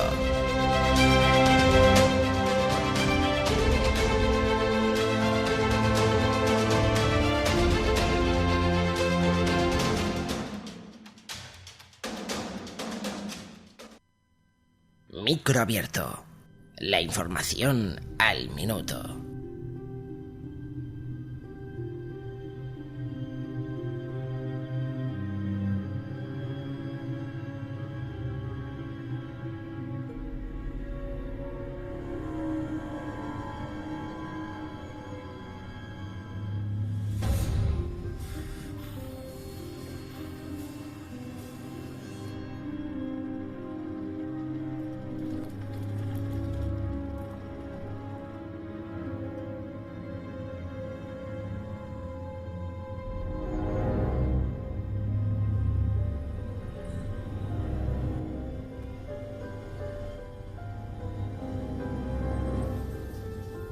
Micro Abierto. El análisis de lo que está pasando y el He porqué. hablado con él, pero... Oye, no tengo... 10 y 34, 9 y 34 si estás en Canarias. Seguimos aquí en WordPress Radio ahora, en directo, en Micro Abierto. Si suena esto y ya estamos tirando hacia el final del programa, quiere decir que viene la denuncia social, quiere decir que viene Roberto Macedonio, como siempre, a estas horas. Roberto, un placer. ¿Qué tal? Me encanta empezar mi sección con esta música tenebrosa. Es muy sugerente, ¿verdad? Sobre todo para lo que vamos a hablar hoy. ¿El Papa no vas a volver a hablar de...? El Papa le vamos a dejar hoy tranquilo, pero a pesar de todo tenemos un tema muy interesante. No sé, creo que tú me has comentado que has visto la gala... ¿No la has visto? Bueno, he visto repeticiones, pero en directo no la vi. No la viste en directo. ¿Tú la viste, Borja? Estamos hablando de Objetivo Eurovisión, uno de los... No la he visto, pero he visto muchos resúmenes y la verdad que tiene tela. Sí, ha sido uno de los acontecimientos de... Hacía años yo creo que Televisión Española no hacía un espectáculo tan lamentable, ¿no? Para la gente. Pero bueno, ha sido así. Hay alguien que estuvo allí en aquella gala y que está esta noche con nosotros. David, buenas noches. David Carro. Hola, buenas noches. ¿Qué tal? ¿Cómo estáis? ¿Qué tal, redactor de Fórmula TV? Fuiste a cubrir la gala de Objetivo Eurovisión. Estuviste como público durante la propia gala en directo, ¿verdad? Eso es, estuve en el público. Además tuve una cena muy buena porque veía todo el escenario y veía también el backstage. O sea que no perdiste detalle. En casa tampoco perdimos detalle. No sé si se reflejó tal como lo viviste tú en casa. ¿Lo viste repetido? Sí, al día siguiente me cogí la tablet porque quería verlo en cómo se había visto desde casa. Sí. Y no, o sea, allí en directo, yo sentado en las gradas, lo vi mucho más fuerte. Fue bastante más fuerte. Yo lo vi en casa y dije, esto ha sido una tercera parte de lo que ocurrió de verdad. Yo había momentos en los que no escuchaba Geme Cantizano desde los asientos, por ejemplo. Se supo esconder técnicamente, ¿no? Quizá ese ambiente de crispación, aunque también se notó, ¿eh? Sí, se notó, se oían abucheos, pero por ejemplo, en las cámaras apenas se enfocaban al público, que había gente que no estaba sentada, o los micros pues no captaban el audio del todo de lo que se oía, porque se oyeron barbaridades. ¿Cómo cuáles? ¿Había insultos también? Sí, claro, había insultos, había gente pues que decía a Xavi Martínez, al jurado, le decían, anda, que mañana vas a poner a Manel Navarro en tu radio, tal. Los 40. Y bueno, pues claro, eso es. Oye, ese tipo de cosas, estás comprado, en fin. Como periodista especializado en televisión que eres y trabajas en Fórmula TV, ¿esto qué significa para una institución, que no es una televisión cualquiera, es una institución pública? ¿Qué significa esto para España, para la imagen de que vamos a dar ante toda Europa, precisamente? A ver, a mí me parece una imagen muy lamentable. Quiero decir, hoy en día esto no es como antes. Hoy en día todo se ve por internet, todos los eurofans están enterados del escándalo que está habiendo en España. Sí. Todos los eurofans han visto una actuación de Manel Navarro bastante lamentable en la que se oían abucheos, se veían fallos técnicos y demás. y eso lo ha subido el propio perfil de Eurovisión en YouTube, lo subió a su cuenta. De hecho, en este momento tiene este vídeo del que estás hablando, la actuación que ha subido en la cuenta oficial de Eurovisión, 2.000 me gusta, 2.400 y 4.900 no me gusta. Destacable. Bueno, ese es el segundo que suben, lo cambiaron. Pero claro, esto lo ha visto todo el mundo. ¿Es corrupción esto o no es corrupción? Pues hombre, yo no sé si es corrupción, evidentemente, yo esto no lo sé, evidentemente si hay algún tipo de acuerdo en el que hay personas o empresas lucrándose, pues esto sería corrupción. Yo en este momento no sé si estos acuerdos se han producido, pero bueno, podría ser, claro. Mira, David, vamos a escuchar precisamente uno de los momentos más polémicos de la gala, que tú ya te lo sabrás de memoria, y porque supongo que te impactó, ¿no? Como has dicho, justamente cuando Jaime Cantizano dice, hay un empate, y así desempató el jurado. Hay un empate. En esta ocasión, por tanto, tendría que desempatar el jurado de Objetivo Eurovisión. Vamos con lo que tiene que decir Xavi Martínez. Yo voy a ser coherente, lo que no voy a hacer es cambiar mi voto ahora. Lógicamente, Manel Navarro. Javier. Yo antes de nada hay que decir que yo antes he votado por Mirela y por tanto no soy dudoso de nada. Pero sí que digo una cosa, aquí hay dos finalistas y hay un chaval que lo está pasando muy mal, y se merece un respeto. Así que, dicho esto, mi voto sigue siendo para Mirela. Yo también tengo que ser lógica y consecuente con mi voto, con lo cual, Manel. Lo siento, Mirela. ¡Manel! ¡Es el votado, el elegido! ¿Debiera, David, te pregunto, algún miembro del jurado haber cambiado su voto para que, como en ocasiones anteriores, fuese realmente la audiencia quien decidiese qué persona nos representa en Eurovisión?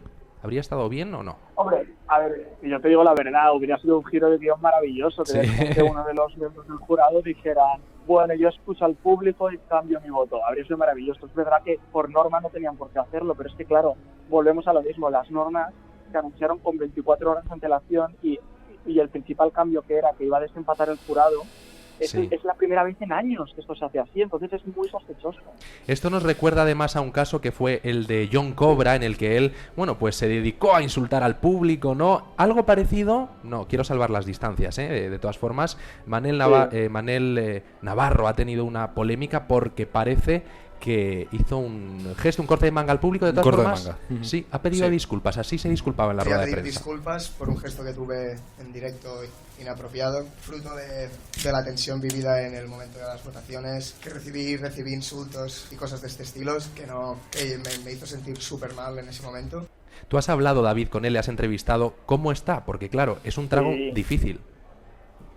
Pues mira, según acabó la gala, subimos al escenario para entrevistarlo y el chico estaba muy nervioso, se le veía en la mirada que estaba un poco, pues estaba triste y estaba un poco ensesinado. Él ha dicho que él quería haber celebrado por todo lo alto la victoria y no pudo hacerlo, que se fueron con unas cañas, como quien dice, pero que no fue una noche agradable ni feliz, que él pensaba que iba a ser la mejor noche de su vida y no lo fue. Y a mí ahí me da mucha pena. Es duro, es duro. Me da mucha pena Manel Navarro. Sí, porque la es verdad... duro y además él ha tenido la profesionalidad de atender siempre a los medios súper bien, en cualquier tipo de circunstancias, hay que valorarlo. Eso es importante. Quien parece que no atiende este año a los medios, confírmamelo, son los organizadores de Televisión Española. ¿Os han dado algún tipo de respuesta? No ha habido rueda de prensa, por ejemplo, ¿no? Nada. No estaban con él, de hecho. Bueno, es que hubo una rueda de prensa que fue bastante vergonzoso porque la gente le quería pedir ciertas explicaciones y ellos se presentaron a la rueda de prensa para que la gente no dijera que no habían ido, pero se sentaron en primera fila, dando la espalda a todos los periodistas y entonces cuando hacían preguntas ellos ni se giraban ni hacían ningún tipo de comentario. Como que no iba con ellos, ¿no? Oye, Xavi Martínez, una presunta agresión, ¿no viste nada? Sí. No bueno, viste yo nada. vi muchísimo tumulto en el momento en el que Xavi Martínez abandonó el plató. Es verdad que se levantó mucho tumulto, yo escuché gritos en el backstage de representantes y de equipos de cada uno de los candidatos, pues de algunos de los candidatos escuché gritos, escuché Fede, ven aquí, nos has hecho participar en un circo. Yo no vi una agresión, pero fue bastante gordo en la que se lió en ese momento según salía Xavi Martínez. Fue antes de que acabara la gala. Se habla bastante sobre la posible compra de su voto, sobre, en fin, que tiene relaciones muy estrechas con Manel Navarro, parece, pero así se justifica él. Esto lo dijo hace pocos días en Non-Stop People. Muchos fans podían pensar que Manel partía con ventaja porque ya sonaba en la radio, ya sonaba en los 40, yo lo había presentado en la radio semanas antes. Pero es importante decir que nosotros cuando apostamos por Manel lo hacemos como un artista y porque estamos enamorados de su música y porque nos gusta mucho como producto, ¿no? Los que vean La Mano Negra o los que crean en la teoría de la conspiración, yo creo que era mucho más sencillo, si hablan tanto de que se ha pagado dinero para que saliera Manel y tal, directamente pagar a Televisión Española y sin hacer preselección y directamente artista único y elegido a dedo como se ha hecho muchos años. David, 3 miembros del jurado, un presentador de Televisión Española, una presentadora de Radio 3 y un periodista, en este caso de los 40. ¿Se merecía estar ahí, Xavi Martínez? Hombre, pues yo opino que era muy fácil de evitar la polémica. Si ellos saben que Xavi Martínez ha estado promocionando a Manel y que la gente lo va a criticar, si lo ponen ahí, pues no lo elijas. Y si lo eliges, pues hombre, yo no dudo de su profesionalidad, pero es que miré la peor puntuación de la noche, Leclerc una de las peores, Leclerc, que podría sonar perfectamente en los 40 por su estilo, es que no cuadra, ¿no? En último lugar, hay mucha controversia en torno a que la hija de una de las organizadoras, responsable de entretenimiento de Televisión Española, que organiza la gestión de Eurovisión en España, trabaja en la discográfica de Manel, en Sony. ¿Ha tenido eso algo que ver? ¿No? Hay mucha controversia en torno a esto, ya lo sabes. ¿Cuál es tu opinión? A ver, sí que trabaja en Sony, eso ya está confirmado. Yo que ya haya formado parte o no de la selección de Manel, no lo sé, seguro. Yo lo que sé es que ha vivido cambios de normas muy sospechosos, elecciones de jurado muy sospechosas, votaciones muy sospechosas que casan casualmente con los votos del público y que todo huele muy mal y que si todo es tan claro, ¿por qué no dan explicaciones? Que no cuesta nada, ¿no? Claro, pues no la has sabido, ¿verdad? No. No la has sabido, nada, ningún tipo de explicación. David Carro, muchísimas gracias por estar esta noche con nosotros. Algo más, y para acabar, sí, una reflexión. ¿Qué va a pasar ahora, no? ¿Qué va a pasar ahora en Eurovisión con esta imagen que llevamos, con este tema tan polémico? Ni siquiera en España se apoya. ¿Qué va a pasar? Pues, a ver, yo por un lado desearía que todos se nos quite un poco el mal cuerpo, porque los seguidores del festival estamos todos en un mal cuerpo de toda esta polémica que tampoco es agradable. Sí. Me gustaría también que, que tarde o temprano acabemos apoyando al candidato que vaya, que va a ser Manel, salvo que haya un giro de guión, como comentábamos antes. Sería interesante. Y sería muy curioso que pasara algo ahora. Pero si no, pues nada, yo apoyaría a Manel, el chaval pues lo está haciendo lo mejor posible. Y oye, tiene un estilo comercial, tipo Estiran, que funciona muy bien en la industria. ¿Por qué no va a funcionar en el festival? Yo opino, ¿no? David, gracias. Te leemos en Fórmula TV. Un abrazo fuerte. Gracias, David. Un abrazo. Muchas gracias. La polémica está servida, ¿eh? Desde luego, desde luego. Ya te digo también que es denuncia social porque es una cadena pública, claro. Ha pasado con un festival de Eurovisión. También te digo, ojalá todos los problemas fueran estos, ¿eh? Sí, bueno, yo creo que es un problema sobre todo que afecta a España en el sentido de la imagen internacional. El Festival de Eurovisión, Celine Dion salió del Festival de Eurovisión, ABBA. Quiero decir, es un festival que el mundo pone el punto de mira, igual que luego llega pues en Sudamérica Viña del Mar, aunque sea otro estilo. Son momentos que todo el mundo pone la lupa ahí, ¿no? En la música, pero no es música. Eurovisión es música y desgraciadamente es política. Y esto demuestra la imagen que España está dando en su política de televisión pública. Andrea Farnó se incorpora con nosotros a Micro Abierto. ¿Qué tal, Andrea? Buenas noches, muy bien. Es verdad lo que estás diciendo, pero en los últimos años... ¿Aquí? Es verdad que lo que estás diciendo, Roberto, pero en los últimos años la imagen que se ha tenido de Eurovisión en general, me guste o no me guste, es la de si te gusta Eurovisión eres un friki, vaya tontería, deja de ver eso. Argumentar, ¿por qué? Sí, no pasa nada, un segundito, pero quiero decir, si ya con esa imagen encima ocurre esto... Claro. O sea, quiero decir, vamos a aumentar la mala imagen, las críticas... Me parece ridículo. En España... Y en cuanto a lo del gesto del corte de manga de Manel, obviamente estoy totalmente de acuerdo en que estuvo un poco fuera de lugar, pero eso, efectivamente, un chaval de 20 años, ¿qué contacto ha tenido con los medios? En los últimos, como mucho, 5, no le puedes exigir la profesionalidad de alguien de 30, con un de 40. Entero efectivamente, le ¿no? está viendo toda España, más del 50%, más del 70% de los espectadores. Fue un trago duro. Efectivamente, yo no sé si hubiese tenido, además... La decencia de no hacer solo esto, sino haberme puesto a insultar a todo el mundo. Sí. Nos va a representar. Nos va a representar. ¿Tú? Nos va a representar. Claro. Hay que exigirle eso y mucho más. Claro. ¿El qué? hay que exigirle que tenga tablas para estar delante de un plató, que no se ponga a hacer cortes de manga y que soporte la presión. Si no, no te presentas y no representas a todo un país en un festival de música. Estoy de acuerdo, pero la falta de respeto que tuvo que soportar esa persona, me gustaría verte a ti en un escenario. Yo no me presentaría porque yo no quiero aguantar eso. Pero a lo mejor en un campo, hombre, obviamente, si no te gusta cantar y no estás en el mundo de la música... Pero si tú cuando eres artista no eres capaz de soportar esa presión y no llegas a un plató y eres capaz de aguantar que te puedan decir lo que le han dicho a este hombre, no te presentes para representar a todo un país. Te quedas en tu casa, haces un concierto con tus colegas y que te aplaudan y ya está. Estoy de acuerdo, pero aún así hay matices, hay matices. Tú puedes ser un artista que lleva toda la vida en el mundo de la música, que ya le da absolutamente igual, pero cuando tienes 20 años, que es la primera vez que de verdad vas a ir a un campeonato internacional como es Eurovisión, que lo ven más o menos gente, yo personalmente no lo veo, pero tiene una repercusión impresionante.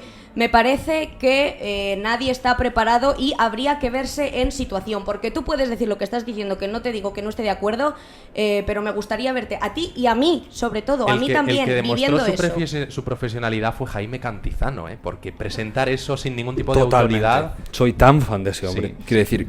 Bueno, ya aguanto mucho en Dónde estás, corazón, tiene experiencia de gritos y cosas ahí estuve becario, ahí ya bueno, el máster, mejor dicho, y aquí ya se ha profesionalizado. Pero volviendo a lo de que Eurovisión en España tiene una imagen friki, ¿no? Todos tenemos un amigo friki de Eurovisión, pero ¿eso por qué es? Por la imagen que Televisión Española le ha querido dar. Es decir, Eurovisión es una marca que en cada país diseña su televisión pública. Si te vas a Italia... Eso te iba a decir, ¿tú crees que en el resto de Europa la imagen de Eurovisión es bastante mejor que la que tenemos? Hombre, claro, habrá países donde sea como en España, peor o mejor. Si te vas a Italia, el representante de Italia sabéis que es el que gana San Remo, que es un festival con una seriedad tremenda. Y aquí en España, pues la pública en su momento permitió que fuesen personajes como el Chiquilicuatre, etcétera. Es que desde ahí ya hemos tocado fondo. Hemos tocado fondo, y no levantamos cabeza. Desde ahí solo vamos a poder pelear por ser penúltimo. Fue una de las mejores posiciones que ha sacado España en Eurovisión, A pesar de todo, Mucho cuidado. Eso es lo mejor, eso es lo mejor del cuento. Pues así están las cosas. Y es denuncia social, claro, es denuncia en el sentido de que la televisión pública tiene que plantearse muchas cosas. Pero hay que mantener, vamos a ver, es que no sé, es que me parece una falta de respeto que está totalmente fuera de lugar y que es que no vino a cuento. Yo por lo que he leído, bueno, Adrián Valiente, me han dicho que tú lo conoces, tú también, subió un vídeo a YouTube diciendo que la mayoría... Él estuvo allí. Él estuvo, sí, dijo que la mayoría del público no era eurofan, sino que eran simplemente familiares de los candidatos que se dedicaron pues eso, a abuchear al otro candidato y obviamente ahí va quien quiere. O sea, vamos a ver, no nos vamos a poner a criticar quién va o quién no va a ver el certamen o no, claramente, pero aún así... Por favor, guarda un poco de respeto para la gente que está encima del escenario. Simplemente, no como espectador, no como ser humano, me parece denigrante. Como ser humano, a mí no se me ocurre, no sale de mí, yo no sé si es que... No sé. En cualquier caso que yo estoy de acuerdo con lo que dices, pero en cualquier caso un artista jamás puede hacer un corte de mangas al público. Y menos cuando es el público al que vas a representar.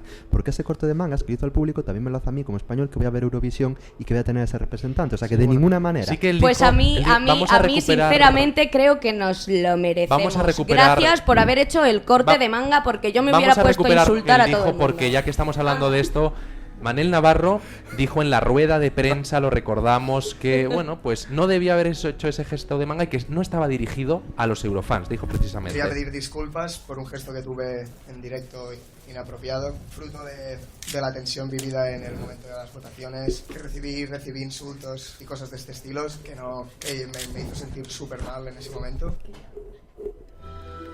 Bueno, pues ya lo ven, son situaciones complicadas, por lo menos se ha disculpado, por lo menos se ha hecho el gesto. Espero que no lo hagan en Europa. No, lo único que hombre, ya habrá aprendido. Puede ser. Tampoco creo que le insulten allí, ¿no? Hombre, porque si es bueno, verdad a lo mejor que no le se insultan tiene... y no lo entiende. Que también podría ser. Bueno, tendremos aquí el Eurofan del año pasado, lo tendremos aquí en micro abierto para cuando se vaya acercando ya Carlos se ríe y Adrián se ríe. Porque ya lo conocemos en persona, fue a nuestra clase el año pasado justo, y declarado, Eurofan en Televisión Española, estará con nosotros aquí en la radio. Genial, cuando se vaya acercando el concurso y el certamen. ¿Sabemos el día oficial de Eurovisión? Marzo, Kiev. ¿Marzo? O mayo, no, vamos a ver, mayo, no quiero confundirme. Todos los años es en mayo. Que luego los eurofans me critican, que son muy... Yo creo que mayo. Yo creo que mayo porque siempre suele coincidir con esas fechas, exámenes. Mira, sí, es en mayo porque el año pasado me perdí Eurovisión. Os voy a decir por qué. por ir al cumpleaños de esta bella dama. Es verdad. Con lo cual es en mayo. Es verdad. Pues muchísimas gracias por esta denuncia social. Un poco particular en este caso. Este caso es menos dramático, ¿verdad? Ya estamos Sí, de dramas, sí. que Bueno. el viernes noche hay que bailar y cantar, ¿no? Que Ya es lo que se vienen hace en Eurovisión.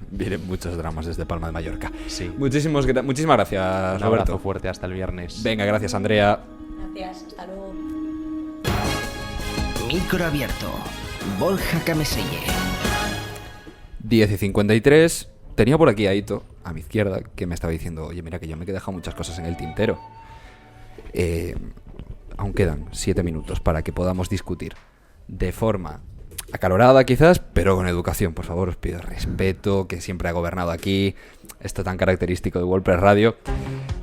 El caso es, ¿qué te querías dejar qué te dejaste en el tintero, Aito? Y que querías debatir con Sergio, perdón, con Javier. No, y conmigo también. Sí, bueno, no pasa nada. A lo mejor queda un poco raro hablar con 7 minutos, pero bueno. Espera que abro la libreta otra vez, ¿eh? No, que a mí me hacía gracia que estuviera dando lecciones de democracia con el background que lleváis de vuestros líderes políticos. No dejemos Me parece olvidar. gracioso. Sí, me hace gracia. ¿Por qué? Hombre, porque no olvidemos el historial de Pablo Iglesias, por ejemplo, con Venezuela. Un país que de democrático no tiene nada. ¿Tú crees en la justicia de este país? Yo, mira, si vas por donde creo que vas, la causa de la politización de la justicia española... De que la justicia española la controla Maduro, ¿no? Lo digo porque como 5 veces ha archivado ya las denuncias, 5 veces, la controla Maduro o Hugo Chávez.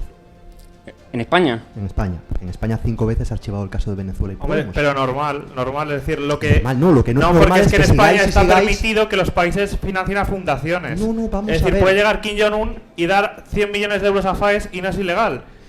Es decir, lo que es ilegal es financiar a partidos políticos. Pero es que esa hay fundación así no siempre la trampa. Pero esa fundación no financia a Podemos. Tú dime el informe en donde se ponga claramente que a Podemos lo financió Venezuela y discutimos. Lo que no Es se que puede a hacer Podemos son no le datos- financió Venezuela, lo que no se puede le hacer- financió a CEPS. Lo que no se puede a hacer, CEPS. lo que no se puede hacer es debatir sobre fantasmas que habéis creado vosotros para desacreditar. Yo si quieres debatir de Podemos y de democracia de Podemos, adelante. La debatimos, lo discutimos. Lo que no se puede hacer son inventar cosas solamente para desacreditar a una persona o a un partido político. Es como si yo digo que Aznar, pues resulta que le financiaba un fondo privado muy oscuro en Irán para hacer... Hombre, no. Debate con argumentos y entonces hablamos. Sigue. No, es que quiero... ¿Qué crees que haría Pablo Iglesias si llegara al poder? Porque lo primero que haría precisamente es eliminar la democracia. Lo primero que haría. ¿La democracia en España o la democracia en Podemos? La democracia en España. ¿Tú sabes quién ha eliminado la democracia en Podemos? ¿Tú sabes lo que pasa, por ejemplo, en muchísimos sectores públicos que no funcionan de manera pública ni que funcionan acorde a los ciudadanos por culpa de lo que ha hecho, por ejemplo, el PP en Valencia? Lo que quiere ¿Sabes lo que ha hecho, por ejemplo, ahora Madrid en cuanto ha llegado a la alcaldía? Que ha sido democratizar unas instituciones que estaban completamente corruptas y completamente privatizadas. No de lecciones de democracia, mira, te lo pongo en claro ejemplo. Si tú quieres ver la democracia de un partido político, fíjate en cómo está estructurado. Y fíjate en cómo está organizado. ¿Qué es más democrático, Podemos o el PP? Y fíjate en lo que quieren hacer y en la ideología que llevan para si alguna vez llegan en el poder. Como por ejemplo, ¿qué propuestas antidemocráticas? Hombre, no, pero es que vamos a ver, todos No, lo sabemos, ¿Qué propuesta de Podemos es antidemocrática? Todos sabemos que Pablo Iglesias es un comunista reconocido totalmente y si llega al poder, pues va a hacer lo que... A mí lo que me preocupa es que en una democracia del siglo XXI, cuando aparece un partido político nuevo, se le desacredita y se le tiene miedo. No se desacredita, ni se le eso tiene miedo, demuestra pero que es que tenéis muy poca salud democrática. ¿Tú eres católico? No. ¿Tú crees que si tú fueses católico, si hubiese gente católico, yo tendría derecho a decir, como es católico va a restaurar la Inquisición y va a restaurar el modelo que teníamos en la sociedad feudal? No es serio. No es serio. En el siglo XXI cada uno tiene derecho a tener la ideología que quiera. La ideología de Pablo a mí me parece buena, sus ideas me parecen buenas. Debatirlas y la debatimos. No, es que su Pero ansia ahí has hecho una trampa, es decir, yo soy católico y yo no he dicho hace 5 años, por ejemplo, que ojalá vuelvan a reinstaurar la Inquisición. Y Pablo Iglesias vale cuando que ha en el dicho... pasado la Iglesia Católica hubiese Inquisición, pero yo en el 2016 o hace unos años Yo no he dicho que ojalá se reinstaure la Inquisición o ojalá se... ¿Y en qué momento Pablo Iglesias dijo ojalá se restaure la Unión Soviética en España? En ninguno. ¿Sabéis qué pasa? Es lo que pretende. ¿Sabéis qué pasa? Es el problema. Por favor. Creo que vosotros no os atrevéis a debatir de propuestas y de ideas de frente y que tenéis que recurrir continuamente a fantasmas, que si Venezuela, que si no sé qué. Yo si quieres también te puedo decir, es que Rajoy tiene contactos en Cuba y en no sé dónde, y hacemos un debate fantasma que no aporta nada ni al país ni a la gente que nos escucha. Cuando queréis hablar de propuestas, hablamos de propuestas si os atrevéis, y hablamos de Gürtel, y hablamos de Púnica, y hablamos de todos los casos de corrupción que afectan a vuestro partido y que atentan contra la democracia. Por favor. De eso tienen que hablar los jueces. Pero la democracia española se muere por culpa de la corrupción. Eso sí que atenta contra la democracia y la división de poderes. Eso sí, no los fantasmas de Venezuela. Eso sí que atenta contra la democracia. No, la que se está muriendo es Venezuela. Sí, también. ¿Y qué tiene que ver Podemos en eso? Insisto. Hombre, pues que... Insisto. Organizaron todo el sistema. Ahora estamos hablando de España. Un segundo. Sí. Ahí tú. Yo, para empezar, no pertenezco a ningún partido político. O sea, no he dicho lo contrario. Sí, he dicho... Pues te pido disculpas si te he probado. Bueno, no. De todas maneras, creo que no estás muy lejos de sus ideas. Ahí tú. Adelante. Pues eso que el problema es que lo que pretende hacer Pablo Iglesias llegando al poder. Ese es el problema. Pero vamos a ver, ¿qué pasa? ¿Tú estás en la cabeza de Pablo Iglesias? No, pero todo el mundo y tienes sabemos... una bola de cristal. Todo el mundo. Le estás faltando respeto a 5 millones de personas que le hemos votado. Todo el mundo tiene... Nos está llamando ignorantes. Todo el mundo sabe perfectamente lo que pretende Pablo Iglesias. Todo el mundo sabe perfectamente lo que ha hecho muchos partidos políticos en España, entre ellos el PP. Todo el mundo sabe lo que ha pasado con Gürtel.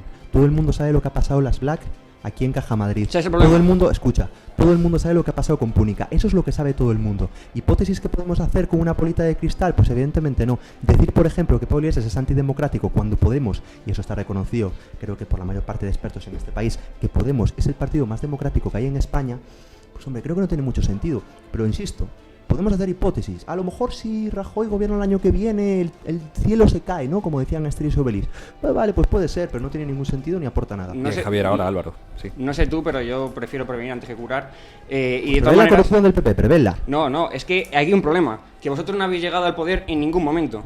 En Madrid estamos gobernando. Y el momento en el que Barcelona estamos gobernando. lleguéis, como todo el mundo, porque la corrupción es inherente al ser humano, el momento que lleguéis y veáis el dinero delante, lo vais a llevar como todo el mundo. Eso es y lo que estáis diciendo es radicalmente pero falso. Mira, Venezuela, Pero no me hables de Venezuela, vamos a hablar de es que se está España. muriendo el pueblo. ¿Pero quién se ha y llevado la el familia dinero de en Venezuela, España? por ejemplo, su hija tiene un piso valorado en París valorado en 5 millones de euros. ¿Pero quién se ha llevado el dinero en España? La mujer más rica de Latinoamérica, la hija de Chávez. Y el pueblo muriéndose de hambre. Hablemos de España. No, Aquí yo quiero también hay hablar de gente... España. Un segundo, por eso, me parece muy bien. Aquí también hay gente que se está muriendo de hambre, vamos a decirlo. Vamos a hablar, por ejemplo, de la anciana que murió de pobreza energética en Barcelona o en Reus. Vamos a hablar también de eso, porque eso no está en Venezuela.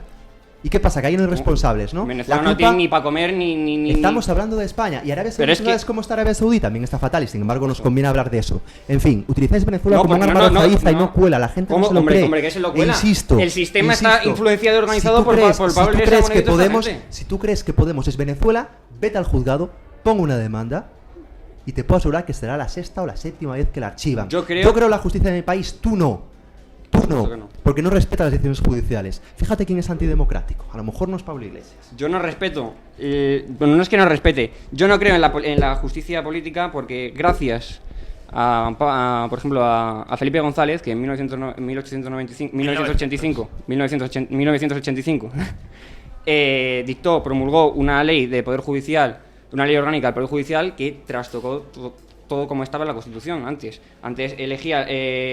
a los altos cargos del Consejo Superior del Poder Judicial, los jueces y los ministros, y llegó él y que hizo cambiarlo para que lo eligiera el Parlamento. ¿Para qué? Es decir, que estás asumiendo que los partidos políticos son los que están haciendo que Podemos el archive las causas contra Venezuela. O sea, que Felipe González también es Venezuela. Pero te estoy dando... Bueno, pues es una hipótesis un poco desacertada, pero vale. No, te estás diciendo, la justicia está politizada por partidos políticos, es decir, que a Podemos le archiva las causas porque hay partidos políticos. Así es lo que estás hablando. No, yo digo, si tú dices que la justicia no tiene la razón porque está politizada, que yo lo respeto, asumes que esa politización favorece a Podemos.